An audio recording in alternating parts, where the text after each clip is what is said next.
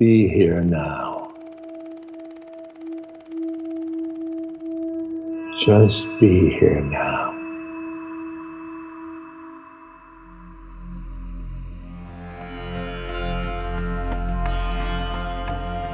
Welcome to the Metta Hour with Sharon Salzberg, where Buddhist wisdom meets everyday life.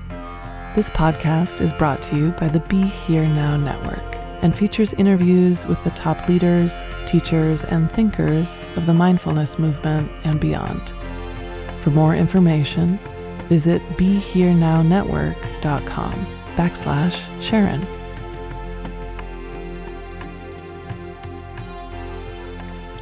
Hi, I'm Sharon Salzberg, and I'm speaking today with Joél L. Daniels. Joél, also known as Joél Leon, is a performer, author, and storyteller who writes and tells stories for Black people. Born and raised in the Bronx, Joél specializes in moderating and leading conversations surrounding race, masculinity, mental health, creativity, and the performing arts, with love at the center of his work and purpose. He's a Creative Collective New York City Creative Class alumni, winner of the BCA Bronx recognizes its own award in poetry, an author of Book About Things I Will Tell My Daughter, and God Wears Durags Too. His TED Talk on healthy co-parenting has been viewed over 1.5 million times. Joél has worked with the Gates Foundation, HBO, Nike, Twitter, and The Today Show, and has been featured in Ebony, The Independent, Newsweek, Medium, BBC News, SiriusXM, Forbes, The Huffington Post, Blavity, and others. His most recent project is a spoken word album, Soundtrack to a Riot, which was released in August of 2021. Welcome back to the Metta Hour, Joél. You know, I feel like I said this before. I need to cut this bio because I don't like you having to read all of that stuff. That is a lot of things. That's good. There's a lot of things to read. I don't want you going Well, through there's going to be more and more as we get Yeah. on in years, I'm just gonna have to reshuffle. Cut. Just cut some things now. But it is my absolute pleasure, Sharon. My absolute pleasure and joy to be sharing space with you again. So, Well, hi, thank hello. you. Hello. So let's start with what I spoke about last, which was the spoken word project, Soundtrack to a Riot. So can you tell us about what inspired you to do it and what it's about?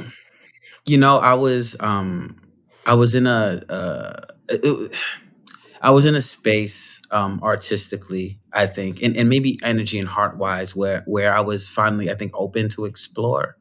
I think a lot of the times when I'd been making music or making art, whether it been a book or just writing a poem or writing a rap, whatever, it always been with like a kind of formulaic set way in, like, okay, I'm gonna get some beats for some producers, and I'm gonna have a title and a concept for the album, and and then there's gonna be like a process, and this did not follow that at all. It was not streamlined in the least. It was very much sporadic.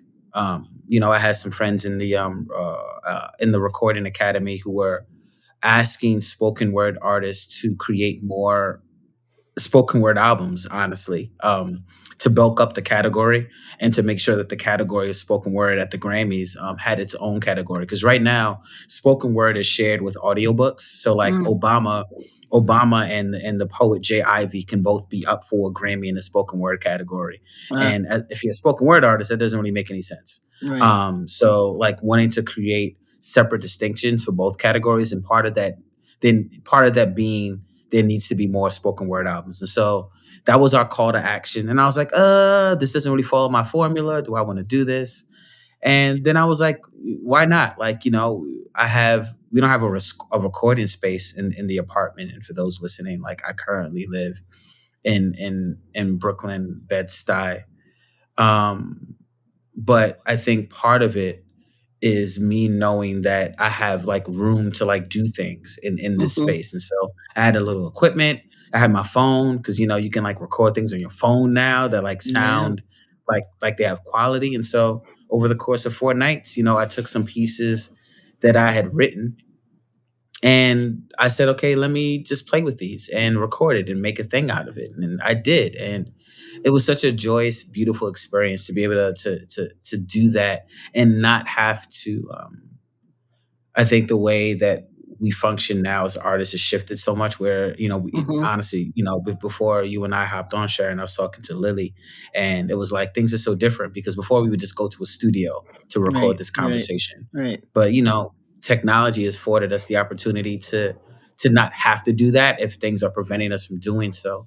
And so it was nice to be able to record in the privacy and comfort of my home and do it on my own without needing to rely on other people in order to make my art, which is my favorite way to make art.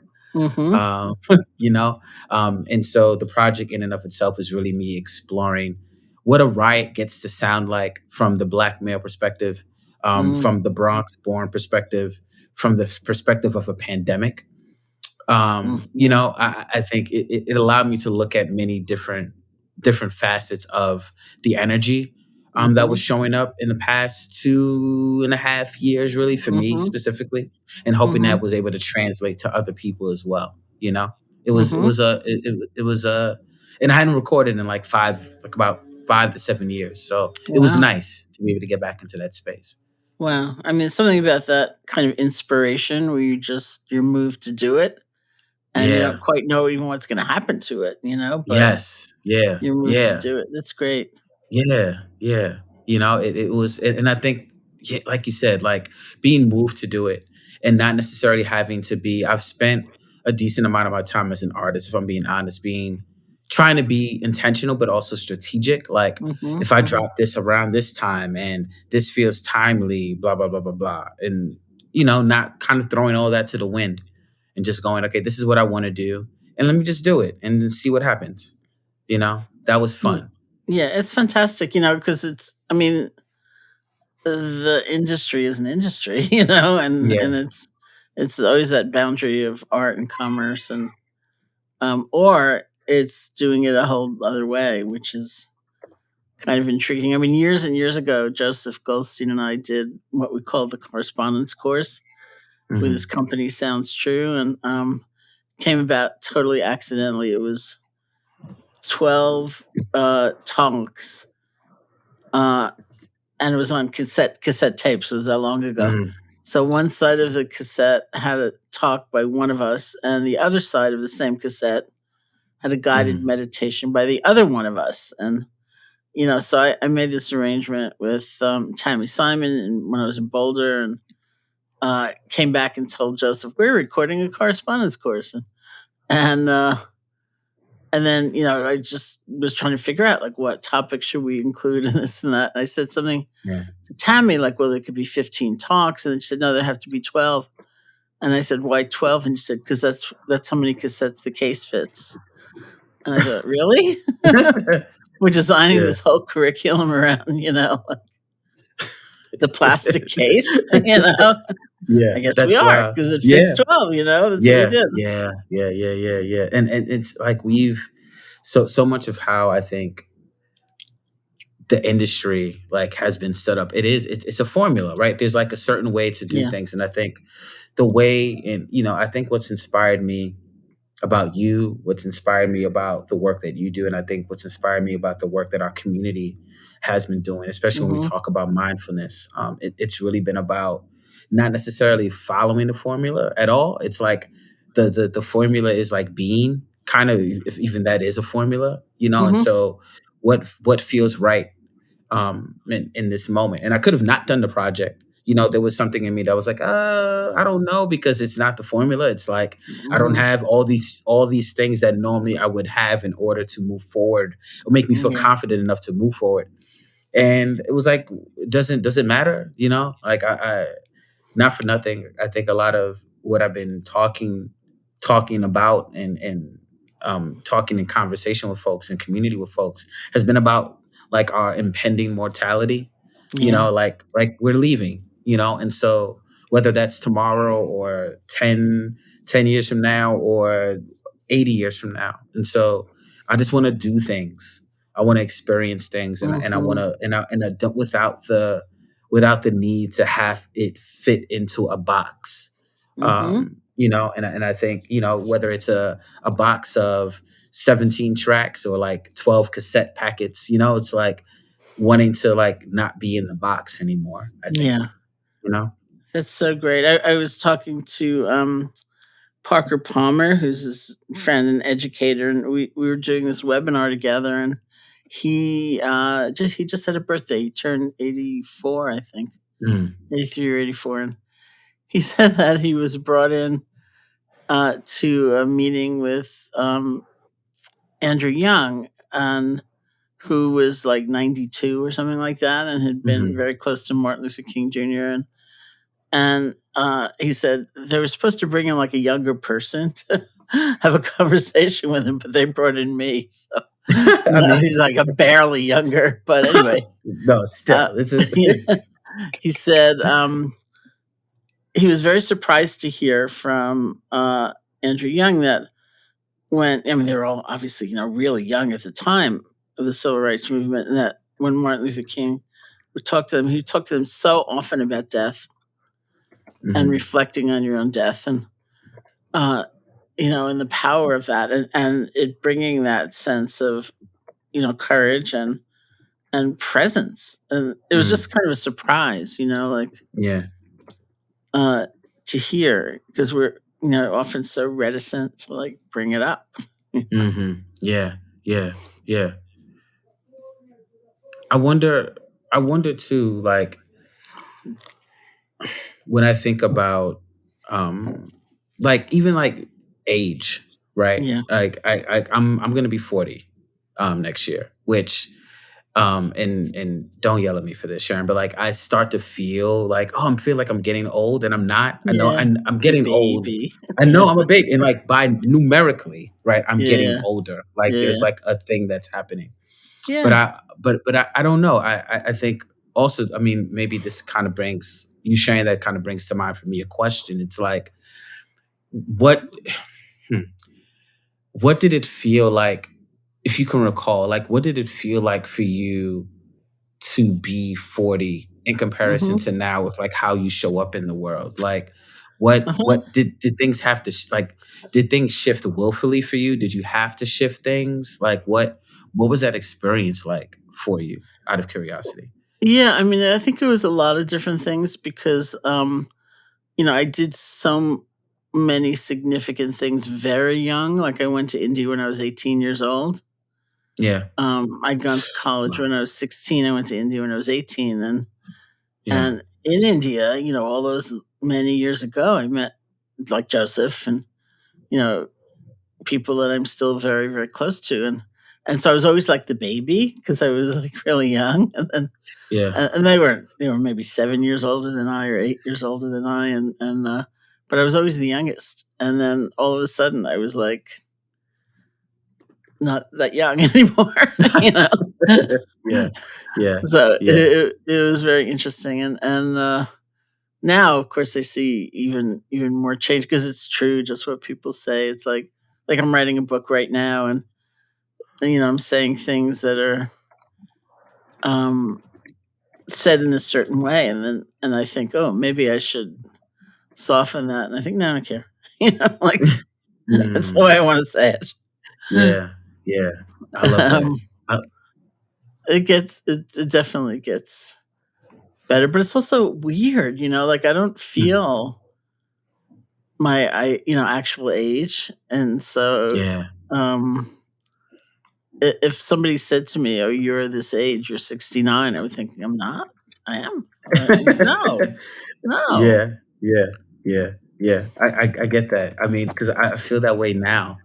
Like I don't, whatever 39 or like pushing 40 feels like, I don't feel it.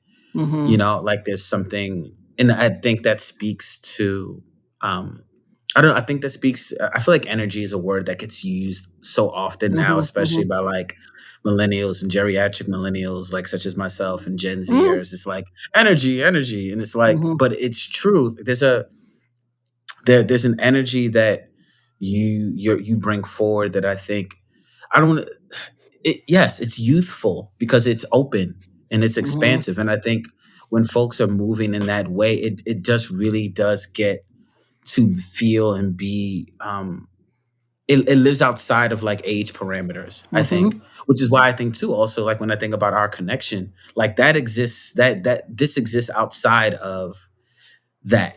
I think there are Mm-hmm. more like Yeah. logistical things that you can speak to that I wasn't present for, that I Yeah. would have to like that would require like deeper introspection on my part, but Mm-hmm. the energy is the same. So Yeah. it translates. Yeah. Yeah. Yeah. It's great. So let's look at our times. We're Yeah.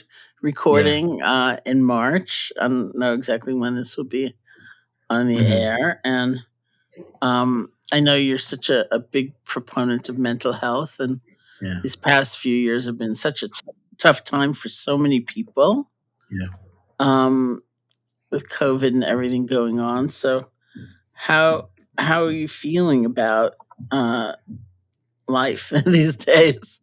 I think you and I talk about this, and I don't know if I've said it as clearly, but I've been trying to make as much room as possible for multiple things to be true. You Hmm. know, like Hmm. the duality, and really Yeah. more so like there's more than just two things happening at once at times, and I feel like I've just I've just been really blessed, and blessed not in like a religious holy way, but just been really grateful for the life that I'm leading right now, and Hmm. the community that I have, because I think a word that's been coming up for me a lot, and I don't know if it's been coming up for you, but 2022 has really been about community for Hmm. me. It's been about communion, right? Hmm. It's these things that just have brightened my world in so many ways.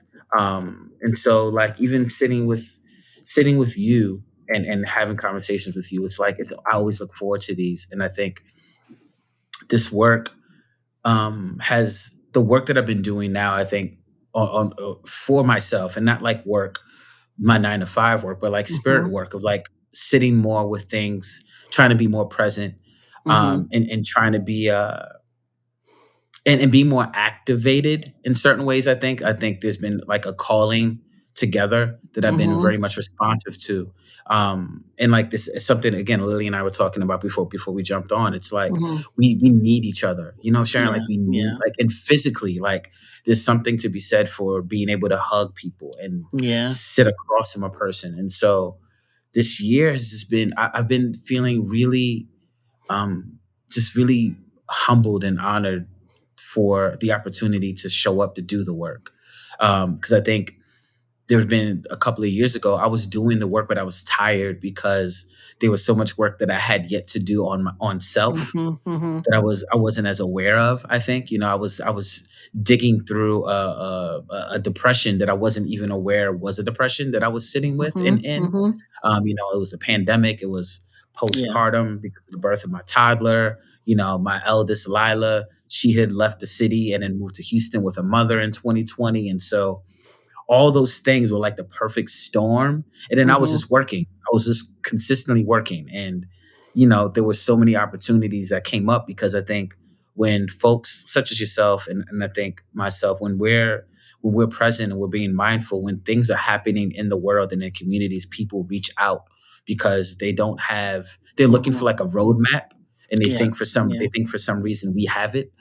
And Yeah. so Yeah. where it's like helping folks walk through whatever pastures they're trying to figure out, because they feel like there's answers that we have answered for ourselves, and I Hmm. had it and I haven't. I haven't figured it out. I'm walking, and I think I'm walking better now, maybe, or Hmm. differently. I don't even know if better is the right word, but I feel like I'm walking differently, a little more relaxed in Hmm. in Hmm. 20 Hmm. 2022 than I have ever, honestly.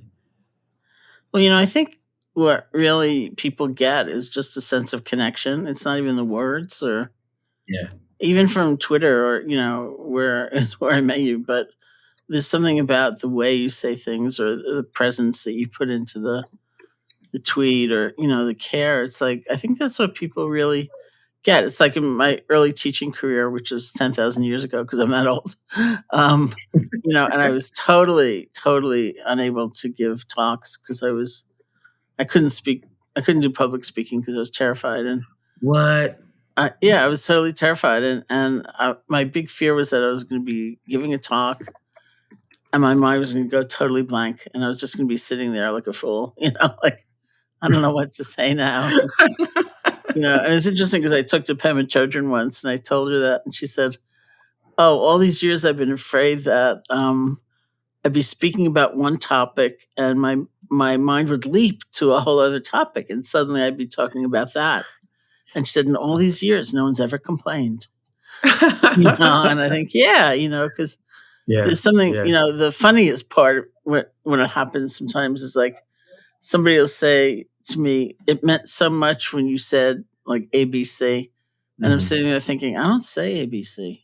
It's not a thing I say, but somehow you heard what you needed to hear. Yeah. And I'm so grateful, I've never said ABC. Like, it's not language that comes out of my mouth. That's so, but I loved you saying that because I think I want to get to that place because when sometimes a person will tell me that and I'll be like, did I say that? I guess I did. Yeah. And maybe I didn't. Maybe, thank you for that. Maybe it's the translation. I think, like there are ways that you show up in the world that for me, like I've been talking about empathy and compassion. Yeah. Everywhere I go, I'm like, Sharon Salzberg wrote this really amazing book, and in it she has this conversation, and she talks about empathy and compassion, and essentially the difference between the two. And that was life changing for me because I think for me, it made me really look at where am I activated, and like how can and activated in a way that's like intentional and kind, but then also mindful and not like not overstepping my privilege, because I think that can be a thing too, where it's like, oh, I have a platform now, I have a voice. It can be easy. You can easily fall victim to this idea of like, I know, but like the empathy and compassion things, it's I don't know how to explain it. It shifted things for me, but I could be getting it wrong. Like I can't remember what exactly was said in the book, but I got from it what I needed to get That's from right. it. That's right. Yeah. And I think I heard somebody else say this recently, and like we're translators. Yeah. Like you translate things for people. Like we are translators. Like we are, and it's really just now that I'm leaning into this language. So thank you for that, for saying that. Like today, even I was thinking like how there's like another level or layer of like translation that I want to get to, and I don't know what that is yet. And some of that might be like, is it me being really, really intentional about speaking in like African American vernacular? And I was like, maybe, but I don't want to, that's not it. It's like, I want to make sure that it's really clear, but it's also clear in my language. And I think even just thinking about that is going to create room for it. But yeah, like I love how you said that. Like it's translating. We're just translating things for people, I think it's true. And so much of it has to do with the heart. Honestly, I really do believe that. It's the connection, because people will hear different things. And it's not that you don't have anything specific to offer, because of course you do. We all do. But yeah. I think mostly what people really do get is the sense of, like I was teaching here also a million years ago, and I was asleep. It was before we had a house, so I was sleeping in the center. And in my sleep, I had a dream, and in the dream, someone asked me, "Why do we love people?" And in the dream, I responded by saying, "Because they see us." And then I woke up and I thought that was really good. That was really good. That was really good. That was good, and that, I think that's, what amazes me is that it works even when we're not physically present. Someone can feel seen, they can feel validated in what they're feeling. They realize you're not freaked out about what they're feeling. They don't have to be so freaked out about what they're feeling. Yeah. Yeah. Yeah, you don't have to be so freaked out. I was having a conversation with my coworkers earlier, and we were talking about going back into the office. Yeah. And it was nice. And literally, I had just had a conversation with my partner, like maybe an hour or so, about like, oh, we're gonna be going back in the office, and I'm kind of anxious, and it's like Hmm. I haven't been in the office since I haven't been in an office for almost 2 years. I've met a couple of my coworkers, but not in the office. It's like it's an office setting. Like I'm fine commuting. Like I've been taking the train here and there. Like I've been meeting people. So like going outside is not the thing that's like, oh, but it's going into a working environment with my colleagues and getting to know and understand behaviors and like, who goes Hmm. where for coffee, learning. Hmm. I've never been in the New York Times building before. So Right. I have to get familiar with that. And that's a whole new process that I have to kind of configure to. And everyone said the same thing. It was like everybody else was like, "Oh yeah." I didn't say that to them, but one of my coworkers was on the call and she was in the office today. And Hmm. yeah, she was a little anxious. She was anxious going in. And it was like, oh, that made me feel better because it was somebody else reflecting an experience that I felt was solely an experience I was having, which is seldom, if never, the case, Yeah. right? Yeah. And so it's like, oh, we're mirroring. This is cool, you know? Yeah. Yeah. Yeah, yeah. Oh, it's a lot of dislocation. It's like, Mm, wow. I think I know several people who work in some business in New York City where the business expanded just before the pandemic.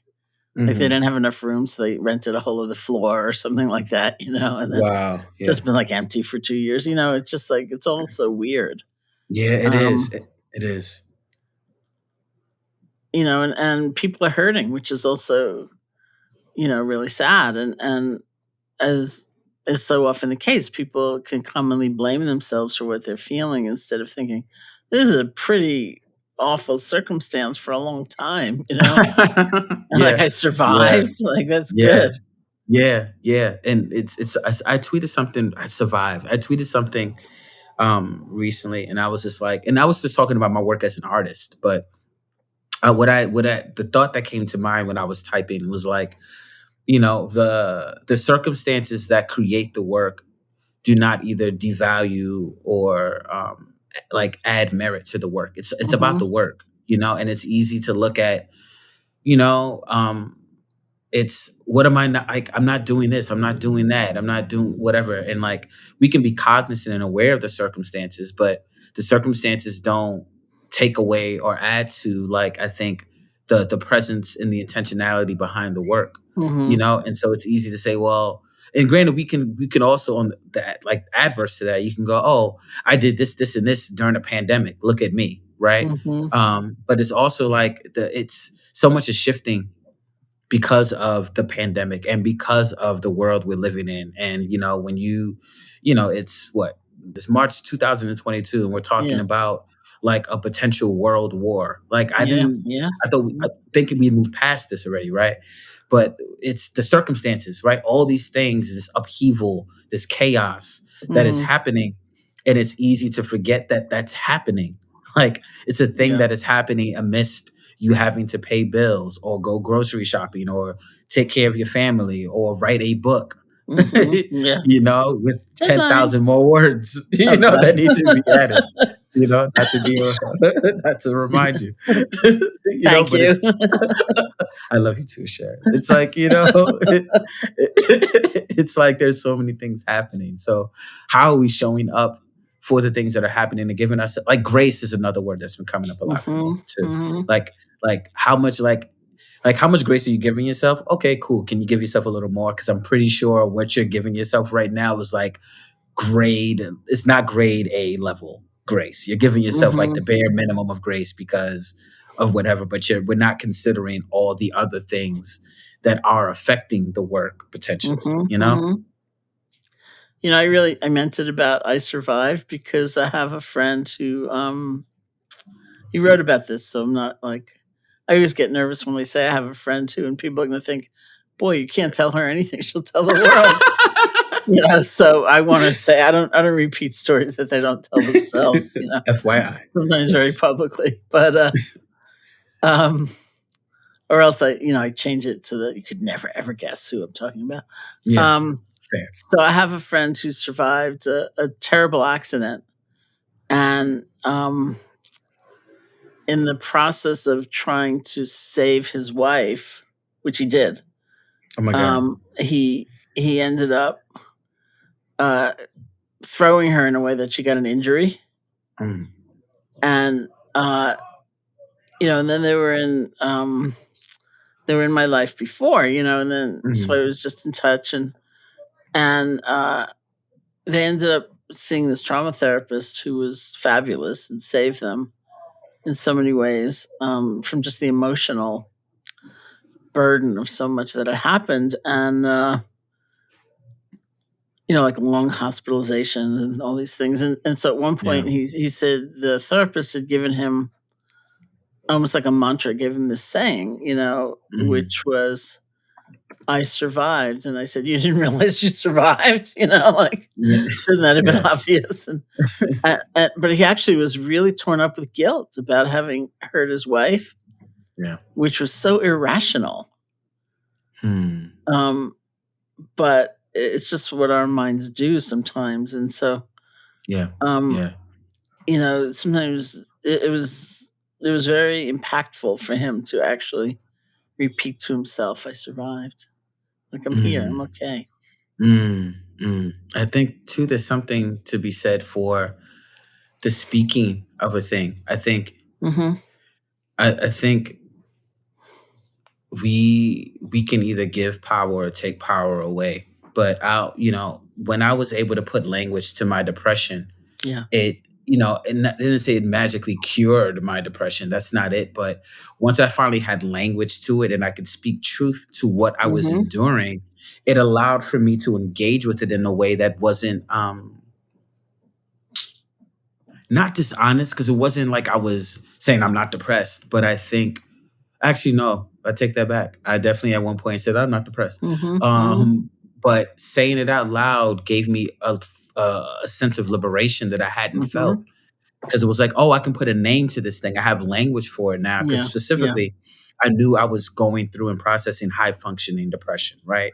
Because I knew I was excelling at work, and when I was called for an IG live or a panel, I was doing it. But I can look back now and I can see the level of ease that I have now. And that's because of the lack of barriers that I had. Like, my heart wasn't closed, but there were a lot of things that were keeping me from feeling the totality and fullness of the work that I was doing, because of so many circumstantial things that were affecting it, like a pandemic, and like having a child in a pandemic, and not being away from my other child in a pandemic, and the state of the world, like all these things that we are feeling. And I do, and also too, and not to, I don't think this is getting off track, but like when we talk about being empathetic, and I feel like you might have written about this in some way, but like, and people being empaths, and it's this notion I think sometimes of like consistently and constantly falling on a sword. Like, I feel everything, and it's like, yeah, you feel everything, but you don't have to become everything that you're feeling, and there's more work involved with that, but you could get to be an empath without having to take on the pressures and weight of the world, as like almost like a empathetic martyr, right?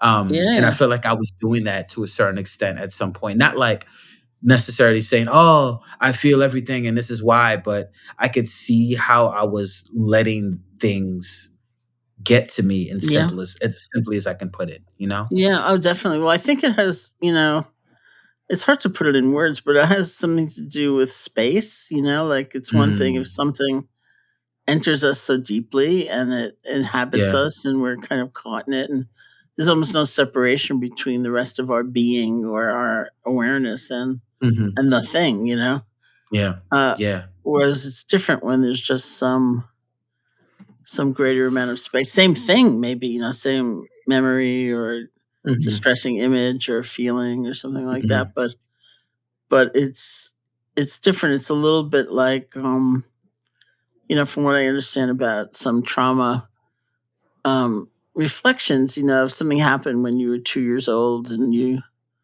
adapted some strategy in order to survive, that was probably very smart. Like Hmm.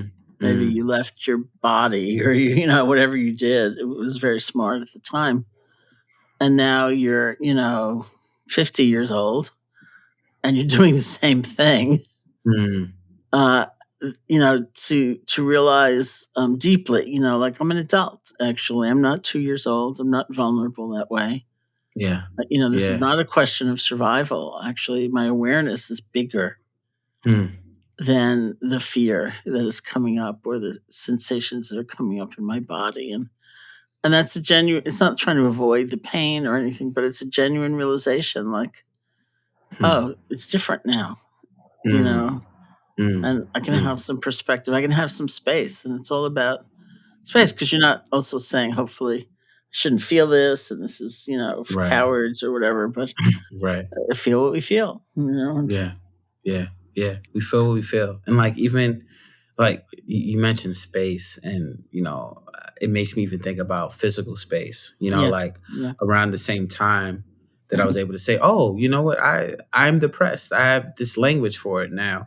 We had Mhm. just moved into a bigger apartment Mhm. in Bed-Stuy, and I think from like we went from like our smaller one bedroom to more bedrooms essentially. And being able to do that, I think, also afforded us space. Mhm. So like when I need time, I can go into this office room, and Yeah. just like I can close the doors and I can read, or if there's ever time to read. But I can now, like, there's space to do things, and there's also space in spirit. But I think Mhm. those things coincided with each other, and it also makes me think about, again, the privilege Yeah. of that. Even granted, not necessarily correlated, but when I think about the story you shared, about the husband and wife, and Yeah. like, reconciling the privilege and sometimes how that privilege can be harmful.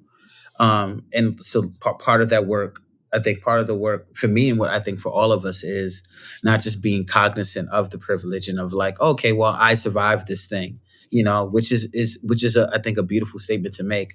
But I think also too, and also in conjunction with like the empathy and compassion conversation, Mhm. which I've translated into like compassion is empathy in action, Yeah. right? Like Yeah.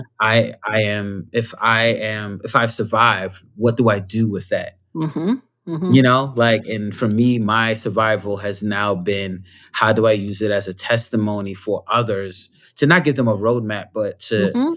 to essentially translate for folks what that looked like for me, because it might look similar for you, and the path is going to be different. But here's some things that I learned and gleaned along the way that I hope could be of assistance to you. Like, how am I using my survival as a mechanism for change and compassion, and also for like growth for others, No, I think it's really crucial, because I was talking to somebody earlier today, and who maybe was closer to my age than your age. I'm teasing you.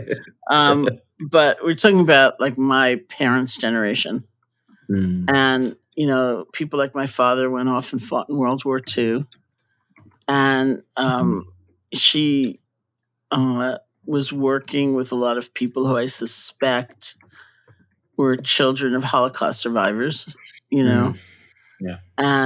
and so it was like the trauma of a generation. And the people like my father who came back from the war didn't come back and say either I survived or this is what it was like. They just Mhm. drank, and they never said a word about it. Yeah, Ever, ever, yeah. ever.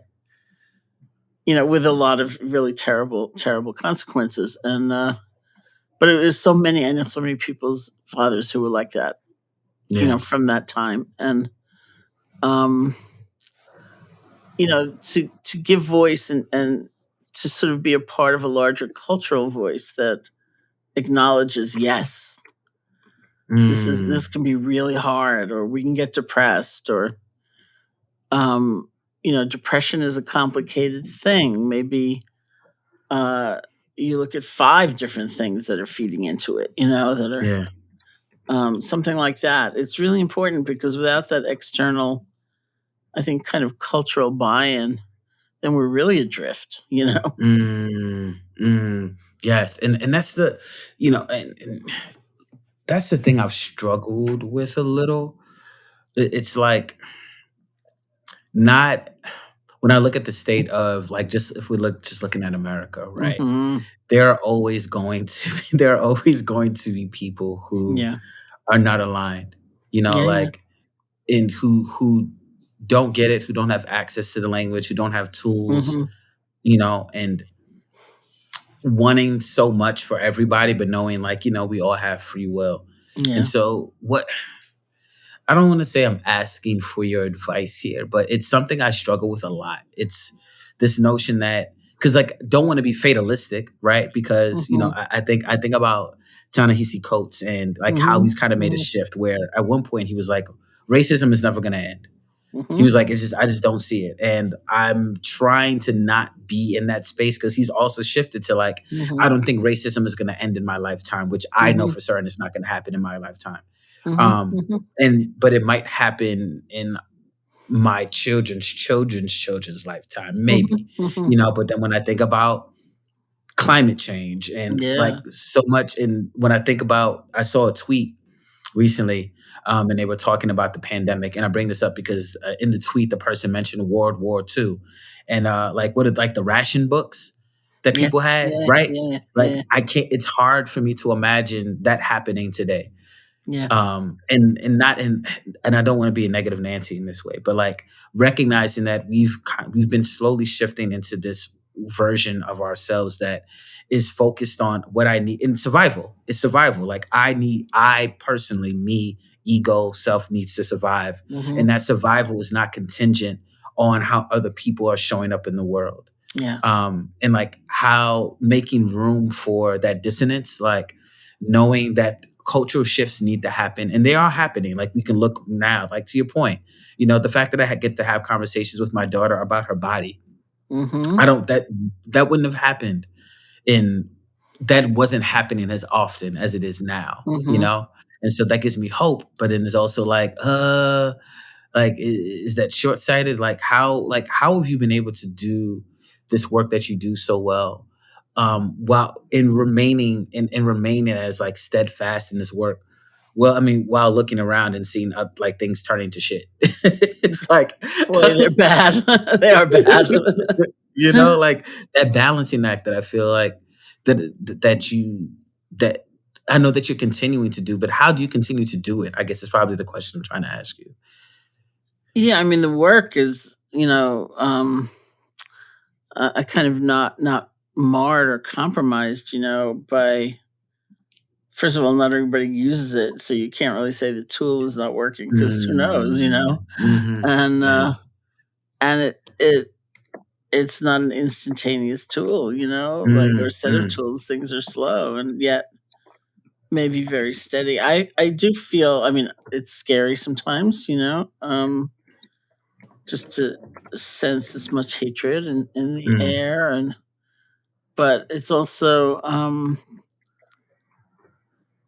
partly this is now I'm feeling really like a mature person. I don't know this with my children, like partly it is being older, as terrible as things have been and Mhm. can be into the future. Um there's something about uh knowledge and openness that Mm. is different. It's just different. And Yeah. Yeah. um I trying to think, how old was I when I came to understand that someone could be a homosexual, as we would say. And Mm. it was not young, like Yeah. it Yeah. was just like it's all hidden, it's all quiet, it's all Mm.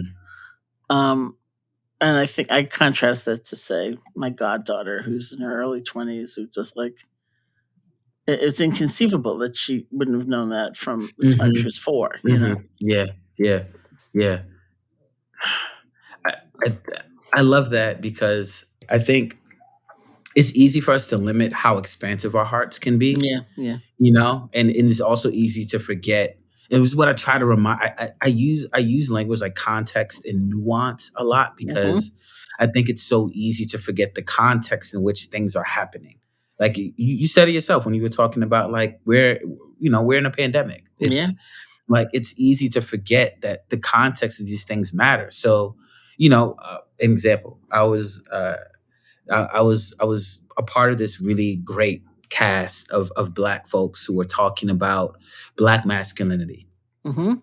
And Justice, who was sitting next to me, Justice, who identifies as they them. My mom watched this, right? It was like an ABC News Live special. She got Oh. to watch Mhm. it on Hulu. It was really cool. Like my mom got to see me like on TV. Mhm. And we had a conversation a couple of days after, and we were talking, and she was like, Justice, he's like, my mom was West Indian. Justice is like, he's like gay, right? He's like, I'm like, yes, mom, Justice identifies as queer, he identifies as they, them. And she was like, they, them, and I just want people to do what they want to do. Oh, And, cool, mom. but my mom is like, but she was saying how interesting it was Yeah, because yeah. I think, and what I think about is the context. Like my mom came to the States when she was what, 2021. My mom is Mhm. 75 now. She, the conversations that were happening around the queer community and Yeah, homosexuality yeah, yeah, were different for folks who weren't in the community. And I think yeah. that too is just such a big part of this. Like when we talk about intersectionality, all this language that I learned, Mhm. Sharon, I learned from social media. I Yeah, learned yeah. from and part of that is like there was language that was very much a part of certain circles of communication. So if you went to a university and maybe and you were a part of the African American Studies program, or your parents were, or you had friends or cousins who were, you were probably being put on to certain kinds of books, certain Mhm. kinds of literature. If you had friends who were in the queer community, like the first time I had a queer friend was in high school, Mhm. you Mhm. know, and like the idea that, and I went to a performing arts high school, and so the context matters there Yeah, because you had a community of folks who were more open, and yeah. and you had folks who were more supportive of that openness. Mhm. Like all these things matter, and the more we create space for that, the more we create space for ourselves to like Mhm. examine other things too, right? Like, Yeah. well, how do I identify? Am I attached to this identity? What Mhm. does this identity even mean? Like, these Mhm. again are conversations that I wasn't even a part of. Yeah. I wanted like 10 years ago. Yeah. You Yeah. know, it's yeah. So like even holding space with you, like you've been doing this work, and but for Mhm. me this is new. Like we're talking about 9 years roughly, honestly. Maybe more so, but this is new work for me, and I'm still learning the language. But there's so many folks, to your point, who don't have the tools. Yeah. So we're judging people based on, and like we assume people have the tools because we think we all have the same access, Mhm.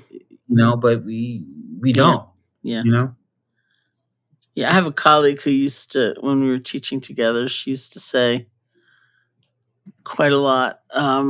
Everyone's just doing the best that they can, and I would sit there and think, I don't know about that. I mean, I'm a New Yorker first and foremost. Like, Thank you. I Thank don't you. know about that. Probably not. Probably not. And then I read this great quote from Maya Angelou, who said it, better than I'm about to say it, but something like, "When we know better, we do better." Mm, And mhm. and then I could hear that more than everyone's doing the best that they can, although they mean the same thing. Yeah. Yeah. No, I Um, get it. I get it. Because if we knew more, if we saw more clearly, if we had a better sense of connection, with how things are, we would do better, and we don't right now. Yeah. Yeah. I tell that to my daughter now. I tell that to Lila. Like when you know better, she goes do better. And she Yeah. only says it when she's like, I've caught her doing something.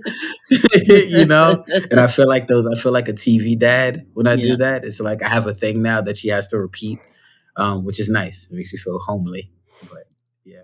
Yeah. I have some of your tweets in front of me, so I wanted to read some because they're so fun, and some of them can ask your permission later, to put in my book. And Mhm. um,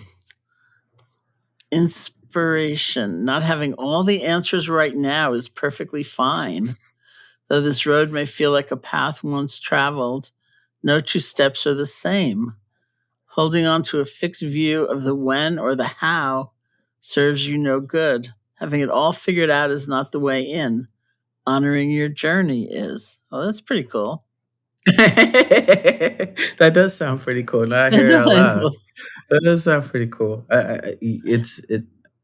You know, we say in advertising, WIP, right? A lot like work in progress, and I think Oh, we okay. are right. Like we're. I think we are all works in progress, and Mm-hmm. I know for myself especially, and so I think for me that tweet was really about reminding myself, like it's about the in between. It's all about this in between of like, and like getting there. It's I don't even know what there is, Mm-hmm. and I'm trying to let go more and more of what there is, Mm-hmm. because like there's always going to be a new there. I think if we're looking at Mm-hmm. goal oriented versions of like a journey as opposed to just walking. Like my favorite kind of walking is the walking that my dad used to do, I think, before he passed away, which is like just not walking to a destination per Mm-hmm. se, but just walking because it feels good to use my body in that way. And so I think Mm-hmm. that's what I imagine, what I would like to imagine journeying is for me, but then also what I hope journeying can be for everybody. To just like go, Mm-hmm. because like we spend so much time, I think, trying to steer, and Mm-hmm. power Mm-hmm. steer, right? Like, oh, I gotta go left. Oh, I gotta go to the store, or I gotta go to, I don't know, sleep, or I gotta go, as opposed to just like I'm here and like what does my body need? And what do I Mm-hmm. need, in this moment, and just journeying with that in mind, I think. It's so beautiful. And here's one I know is destined, hopefully, for my book. It's on awe because I recognize it. We put so much pressure on ourselves to make something extraordinary out of this existence of ours, when in reality, our breath, the mere presence of our flesh, our feet touching ground, and our hands reaching for a forever burning sun is as extraordinary as we need to be. I have that almost made me cry. That sounds really silly because I wrote it, so that makes me Mhm. feel weird about it. But I remember writing that, and I don't know, like I mean, Sharon, even being able to hold, like, okay, now this might make me cry, but like, you know, I I don't know how much time we have here, and Yeah, yeah. I think for me, it's like even you reading that reminds me to be grounded in like the moment of, oh, I'm getting to talk to Sharon right now. Like your book is on, like your book is in my bookshelf right behind me where Mhm. I'm recording. And I think about the fact that like I'm blinking right now, right? You can't see me, but I'm blinking. Mhm. And while I'm blinking, thoughts are coming, right? Like there's words coming out of my mouth Mhm. that I'm not thinking about, but I am thinking about. Like that's wild to Yeah. me. Like that we get to do this. Like I can look out this window and like the wind is blowing, but there's like a thing that's happening in order to make the wind happen and the trees are moving. And like that to me is miraculous. Like that's magical. Mhm. It's how do we make, and like it's impossible to be in that space all the time. But if we can just get to a point where we can remind ourselves of these things, that every interaction, every time we engage with the person, whether it's buying our coffee or calling like getting a call from a bill collector that we don't want to get, or because that happened to me today. Oh dear. I think it was a spam call though. Pretty sure. I'm like, I don't owe y'all money. You lying. Or like, I don't know, waiting for the bus or picking my daughter up from school, or like all these things that I think can tend to feel trivial are not going to feel trivial when we don't know how much time we have left, Mhm. like, Mhm. and because of that, it's like, I just I want to keep reminding folks. And I think repetition gets to be a big part of that. Like, sometimes I have to say, we say things over and over again, and it's easy for me, especially in the social media world, to feel like, oh, I've said this already. But Mhm. not everyone gets the tool at the Yeah. same time, right? And so, but I need the tool first anyway. So I'm gonna keep saying the same things over and Mhm. over Mhm. until it feels like a muscle work for me, Yeah. you Yeah. know. But yeah, it's just wanting to remind people to just like this is we are living, walking, breathing miracles. I don't have to think about breathing. That is a really big deal because there are Mhm. people who have machines for that. You know, Yeah, like yeah. it's like this is there's I don't know. This is so much magic in that to me. Well, I think we do need to hear things over and over again. At least like Asian monastic pedagogy is entirely about repetition. And you Yes, just hear it yes, again and again and yes. again and again. Well, you listen to those talks, like, Yeah, yeah, and it's yeah. like, can we talk about something else? But, it's a very Western thing in a way about novelty, and it all has to be new or it's Yes. not fresh. And it's interesting when you're in a different environment, Yeah, and it's like yeah, again and the same thing. But yeah, each time you realize, oh, I heard a little something I hadn't heard before. Or, yeah, yeah. There's like, yeah, a little something. It's new, it's different, and we get to visit those places over and over again. And like I think for a little bit I was not judging myself, but again, I think overthinking the mhm. process as opposed to just being here for the process, you know? You wrote something on pride, which I also have a section on pride, Mm, or self-respect. mhm. I love that. The world is changing, and so are you. But the core of you, the spirit in you remains. Honor that, cherish that. I think that goes back to what we were just talking about this, Yeah. right? The circumstances and the circumstantial things that like there's certain things that like okay, I I don't know. Last week we were just eating a lot of Mexican food. Just Mhm. were. This is like I don't know for whatever reason. It's not a core value. It's not a core tenet of mine. It's a thing. It's a like if we want to throw that in a group of behavior, right? Like it's Mhm. a like we are eating out regularly, whatever. Mhm.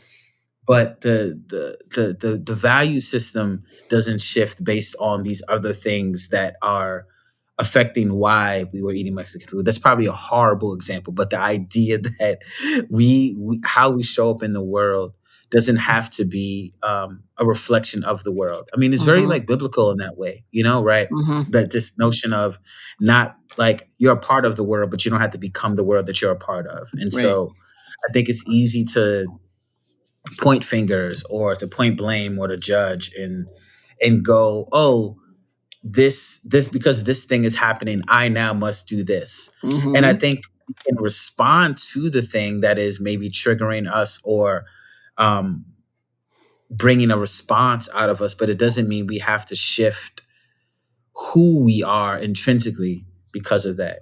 You know, Mhm. Mhm. um, I don't know. I think like because like if I have a core set of like this is what speaks to me, this is what means the most to me. It's a lot easier for me to say yes and no to things and to Mhm. people that aren't in alignment with that, and not Mhm. feel guilty Mhm. about it either. You know? Mhm. Okay, Yeah. and love. Energy check. How are you feeling today? How are you breathing today? How are you loving today? How are you sitting right now? How are you being right now? Clear space. Make room. Dig deeper. You're so I good. mean, no, You're I basically mean, writing my book. Thank no, you. I think I mean part of it is because I'm so inspired. I mean, reading it's funny because when you're reading it out loud, it's I'm inspired by you. I'm inspired by folks like you, and I mean that truly, Sharon. Like there's like there's a way that I speak, right? That's different than the way you speak. That's Mhm. different than the way my Mhm. partner speaks, whatever. But I think so much of that is even while you reading that out loud made me check my posture. And it's like, okay, Yeah. I wrote Yeah. that because I knew in that moment I had to check myself. And I'm like, okay, I can't remember why, but like I probably was feeling tight about something. And because of the practice, I was able to come back to Mhm. something, right? That was like, okay, like a foundation. And once you have a tool, right? Mhm. If I know I need a screwdriver, I know where to find it That's in the right. apartment, right? That's Like right. I have tools. And so like the work that you've done and continue to do just gives me more tools in my toolbox. And so when I'm doing that, it's like, oh, if I have the tools, I'd be remiss not to share those tools with other people. Mhm. And Mhm. so when in those moments that I'm afforded and I can like come back to something, I'm like, if I'm coming back to this, somebody else probably needs to come back to this too. Cause if Mm-hmm. I'm feeling tight, somebody on this platform of a billion people is probably feeling tight. So hopefully this will give them the room to like check in with themselves. Like, oh, there's a pandemic going on. Oh, maybe you're having an argument with your spouse. Oh, maybe you didn't get the raise that you wanted, or whatever, or like you and your child are having a disagreement, or whatever. Someone you just lost somebody. Like, Mm-hmm. let's check in with each other, because I think the more we check in with each other, going back to space, right? The more Yeah. space we create for each other in the process. You know? Yeah. Yeah. That's beautiful. So what's next for you? Do you have projects? Do you have Mm. you're gonna start performing live again, perhaps, right? Yeah, perhaps, hopefully. I think, there might be a performance at Wild Birds, which is this venue in Brooklyn, outdoor performance over the summer, which would be Mm-hmm. great. And I already told you we'd love to have you. I'll keep you Yeah. posted. My book proposal is out the door. Woo! So yeah. Literally, Shine, like about 2 weeks ago. The working title right now is "What Kind of Black Are You?" Uh-huh. And it's really just like an essay collection. Some new essays, some older essays with a lot more meat to them, which I'm really excited about. Of Uh-huh. like tapping into some old stuff with like some new thinking. Uh-huh.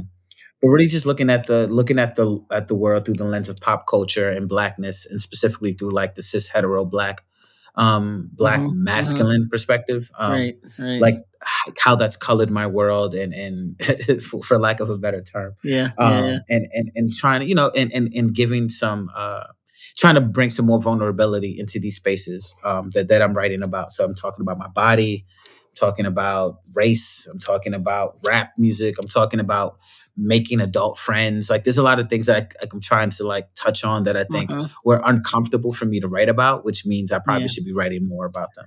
Oh Um, yeah. yeah, you're I right. wrote about that too. Like I have a little section on you're the first person I've talked to publicly about this book, actually. I have a little Yes. section on creativity, and I Ooh. talked about when I was working on faith, which was like more than Mm, 20 years ago. And that was when I started spending time. I grew up in New York, but right. it was when I was working on faith that a friend of mine offered me her apartment that she was leaving for a few Mm, months to be there and write, so yeah. that's when I sort of came back to New York as an adult. And she was an editor, actually, and she had this big sign over her computer which said something like, um, "Tell the story that scares you." Mm, And I kept looking at mhm. it thinking, "I don't want to." Not like, No "Not thanks. really? No, thanks." Like, I don't really I'll wanna do pass. I'll that. pass. I don't really want to do that. Yeah, no, yeah. It's that's where the healing is. That's where the Yeah, love is. yeah. Like I had my first ketamine psychotherapy experience Uh-huh. a couple of weeks ago. Actually, yeah, about 4 weeks. And literally, like I've never taken psychedelics before. Mhm. And I've been very much interested and invested in the process, and it was the most amazing experience I ever That's had, so great. like by far. And like literally an out of body experience. Mhm, And mhm, I think and I bring this up because I think that at one point I was underwater, and I was following this dragon type entity, and the dragon was like, um, "Come on," and there was like some brief hesitation because I was also a dragon, like, but almost like a voyeur. It was like a mhm, VR experience for me, mhm, but mhm. I followed the dragon, and it was just amazing. We're just going through water and whatever, and like I keep coming back to that moment because what I heard in that moment was surrender, Yeah, right? yeah. It was like, like letting go. And like the come on was a call to action for me to go, just go. Like you don't have to, and if it's scary, because like it was scary. It's like I'm a dragon, what the fuck? And I'm following this dragon. Like I'm underwater, sharing, like, what's going on? Yeah. And but for me, it was like, oh, let go. Like, what else are you what are you afraid of? And just go. And so I Mhm. think that's for me, like the process of writing even just the proposal, Yeah, for me was like looking at some of these essays. Like I talk about my father and black yeah, mortality. yeah, There's like yeah. stuff in there. So like that's the thing that's coming up. I think that I'm really excited for. And just more community. Like I told myself in 20 at the end of 2021, and like you're a part of this. Like I said, I want to make beautiful art with beautiful people. Mm, That's all I want to do. And to be able to have that as kind of like not my New Year's resolution, but it was like, okay, this is what's going to be my North Star oh, for beautiful. this year. Yeah. And maybe just moving forward because it Hmm. feels so loose to me. It's like, I don't know what that art looks like and I don't even care anymore. I just want to make it. And I want Hmm. to make it with my community and do it for as long as I humanly possibly can. Hmm. So I think that's the thing I'm looking forward to. I think more than anything, it's just like making things with people. You know. Well, may it be so, and many blessings upon you. Really, Ah, thank you, thank Sharon. you. Thank you. And before we end the conversation today, is there anything else you want to lead us in some kind of reflection or meditation? I think I want to lead in a reflection, and Hmm. I think uh and I talked about this earlier with you, but you know, and not being morbid in this way, but like we have so much time to experience people and things and places, and we don't have a timetable for that, right? There's no Hmm. map or calculator we can use to say, oh, okay, I will be here up until, and I don't think we would want that. But with that, for me, the call to action for myself, and I think for us as a community that is very much interconnected because we are all connected to each other, right? Hmm. Like I was listening to something Tara Brock was sharing Hmm. earlier today about interbeing and the idea that Hmm. like no one thing, like everything affects us. Like the Hmm. kindergarten teacher, which is true, like my kindergarten teacher, like I remember Miss Chow, like Yeah. everything affects everything. And so with that and with us being interconnected beings, this notion that this is all the time that we have in this vessel, like whether you believe in reincarnation, whether you believe in a heaven, whatever you are praying to, this notion that there might be a hereafter. Cool, great, got it. But for right now, in this vessel, this shell of human flesh that I have, that my spirit is living in and contained in, like I want to experience the fullness and totality of life and living. And that doesn't mean you go climb Mount Everest. If you want to do that, cool, great, more power to Hmm. you. That is not what I'm going to do. But like, I want to encourage people to fall in love, to say yes to the job, to move Hmm. to the place, right? That you've been wanting to move to, because you can't get it back. Like you can't make new memories in that way once this time is gone. You can't mend the relationship, you can't end the relationship, you can't Hmm. do all those things after. So like, don't wait. Like, Yeah. Yeah. and if you wait a week, that's fine. If it's a really hard decision, by all means do it. But like what I've been trying to encourage folks to do more of is like just do the thing. Like paint the thing, sell the thing, join the dance group that you've been afraid to join, or like Hmm. call the person that you're mad at, and or don't, but like Hmm. make a decision and be active and be proactively loving and intentional about it, but do it because this is it. Wow, it's fabulous. Yeah. Here we Yeah. are. Here we are, Sharon. Here we are. Well, thank you so much for joining me today. And to learn more about Joel's work, you can find him on social media like Twitter, where I follow him obsessively.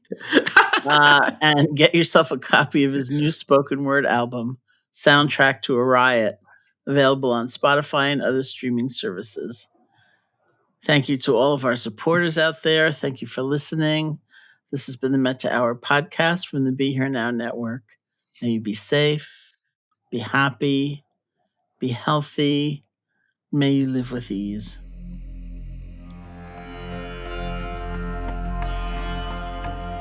Welcome to the Metta Hour with Sharon Salzberg, where Buddhist wisdom meets everyday life. This podcast is brought to you by the Be Here Now Network and features interviews with the top leaders, teachers, and thinkers of the mindfulness movement and beyond. For more information, visit BeHereNowNetwork.com/Sharon.